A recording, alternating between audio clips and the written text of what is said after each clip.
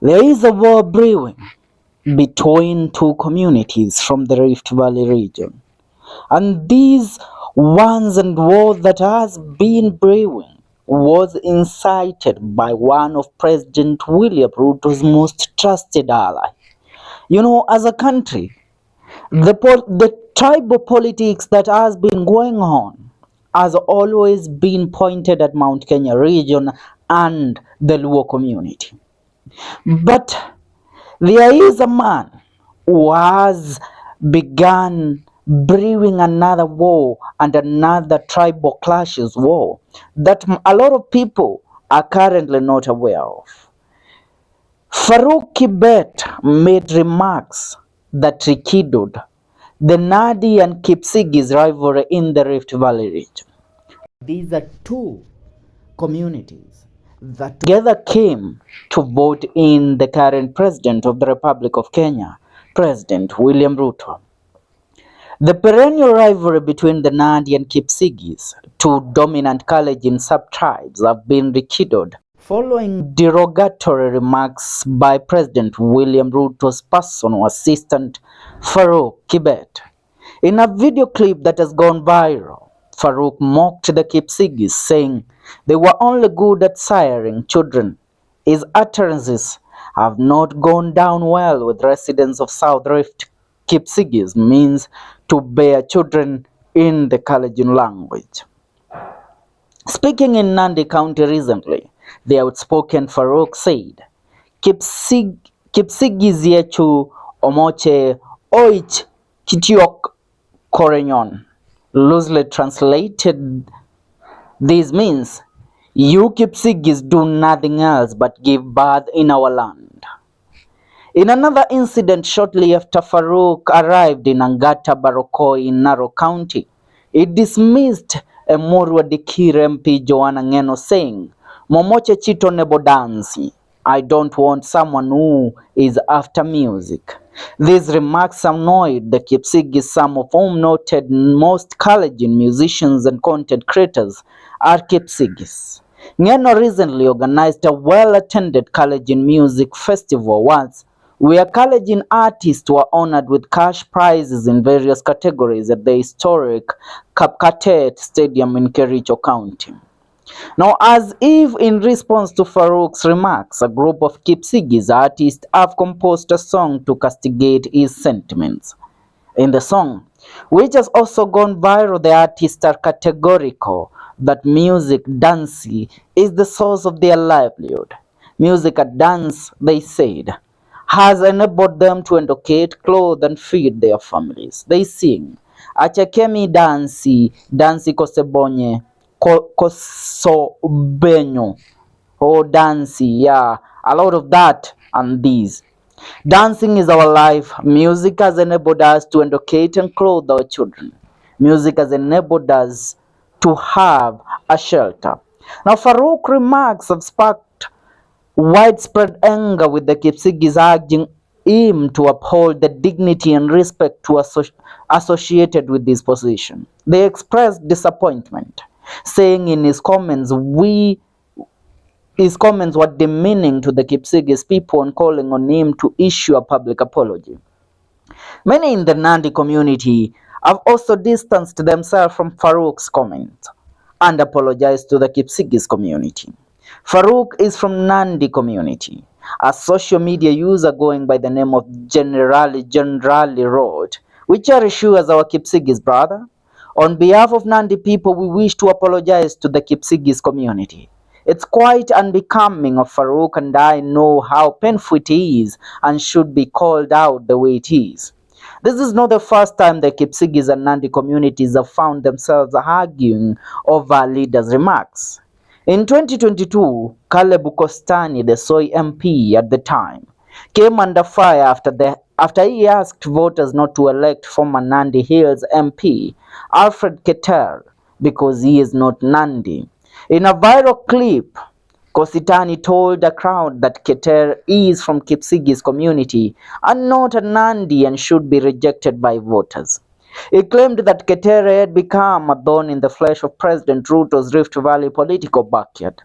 Kositani said, Keter had been a harsh critic of Ruto and should be taught a lesson by being rejected at the ballot for disloyalty.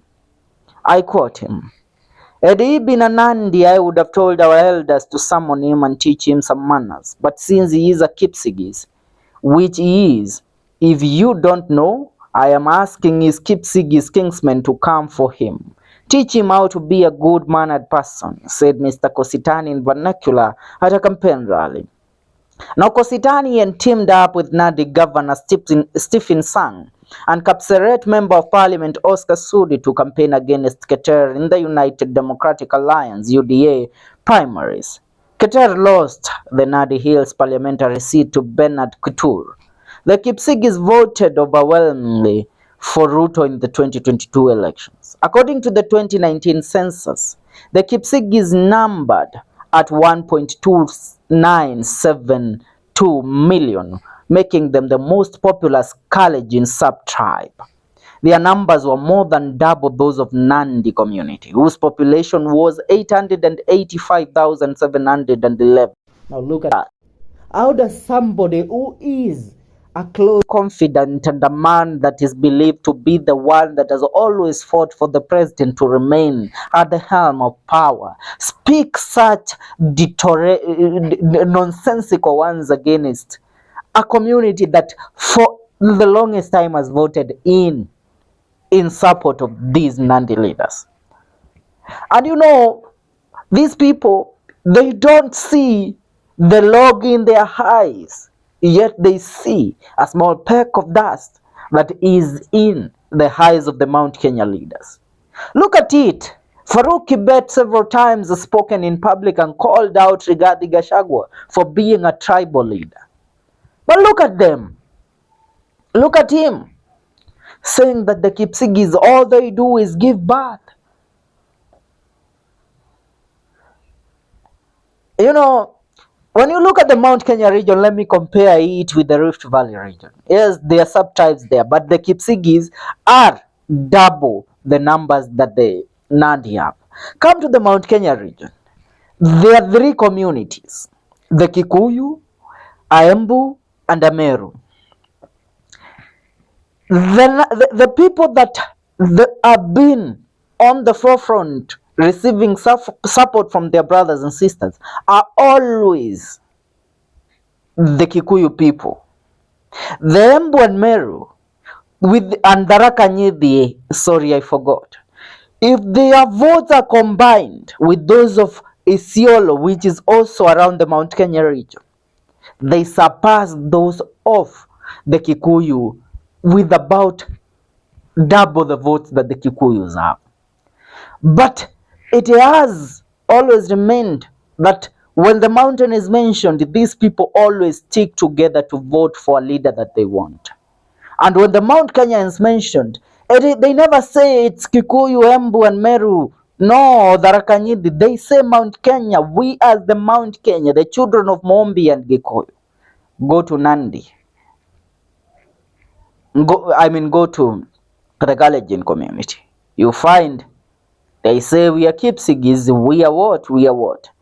Now, if a man was impeached on the basis of tribal politics, then what should be done to the head of the president who made comments diminishing a sub-tribe from his own region? Leave your comments in the comment section.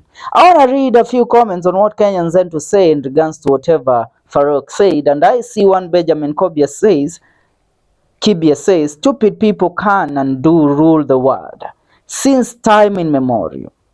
A powerful dark force has hindered the growth of human welfare and happiness. It is more powerful than the mafia or the military. Joanna Langat says, William Ruto is a Kipsigis. Did you know? Nyarotso says Farouk is just being used as a scapegoat by politicians. He was speaking his mind as Farouk. We have seen even more educated fellas speak filthy insults against others to the disgust of the nation. It is neither the first nor last time we are hearing this. Cyril Natak says Farouk should be replaced immediately and repaired before next elections, otherwise we shall vote for Gachagua. Makiche says, and you think Kalenjins can be divided by such remarks? No politician's statement cannot tear the fabric of the community. Michael says, little knowledge is dangerous. Francis says, you just imagine if at all he can actually say that about his own blood cousins. What about us? They normally refer to as outsiders. Wambogo Joseph says, when power bangs the head, it emits pride and arrogance. Gishiha says, Farouk must be very wicked to insult the Kipsigis and Nandis must coexist. You must stop funding violence amongst yourselves. Wesley Rogito says, this is another shakeup and the one who caused this is Farouk. Change is coming soon. Wadau, maneno ni kama hayo. Leave your comment to the comment section. See you in our next video.